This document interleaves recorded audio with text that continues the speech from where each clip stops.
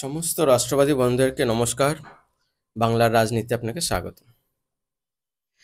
আমরা আজকে যা দেখছি, শ্রমিক ভট্টাচার্য বাংলার পশ্চিমবাংলা বিজেপির 11তম সভাপতি হতে চলেছেন।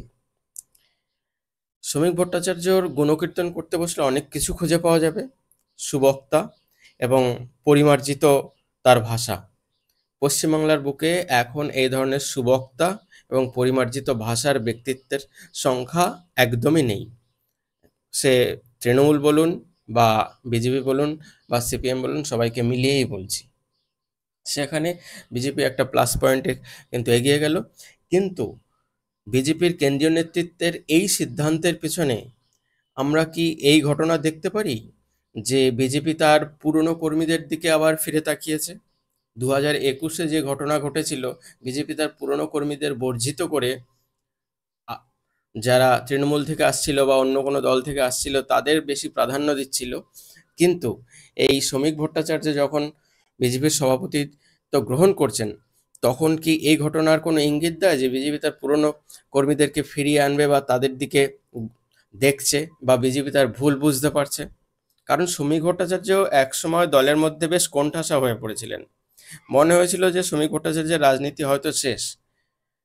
যিনি বিজেপির 2014 থেকে 2016 পর্যন্ত বসিরহাট দক্ষিণের এমএলএ ছিলেন, তখন বিজেপির এই রাজ্যে কোনো কিছুই ছিল না, সেই সময় এমএলএ ছিলেন। এখন শ্রমিক ভট্টাচার্য হয়তো 2021-এর পর থেকে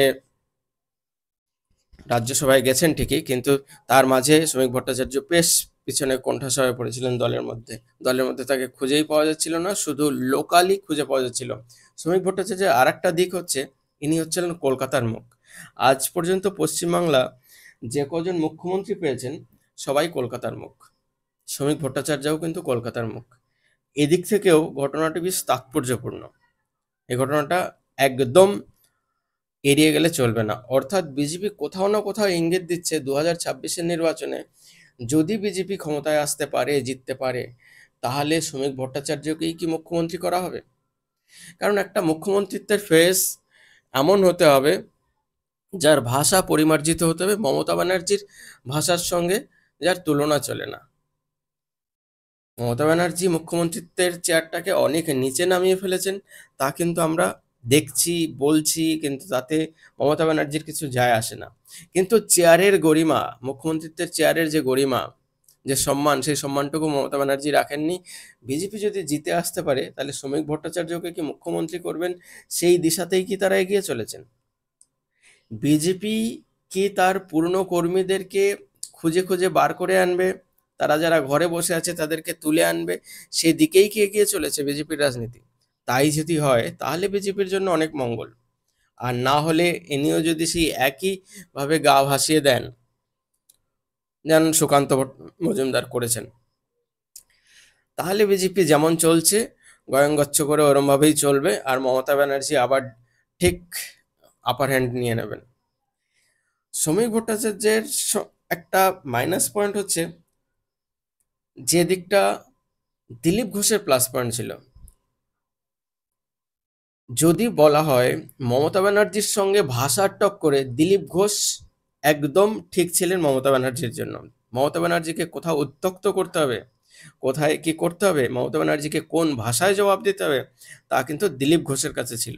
শ্রমিক ভট্টাচার্যের কিন্তু ভাষা অনেক পরিমার্জিত, তার কাছে কিন্তু সেই ভাষা নেই।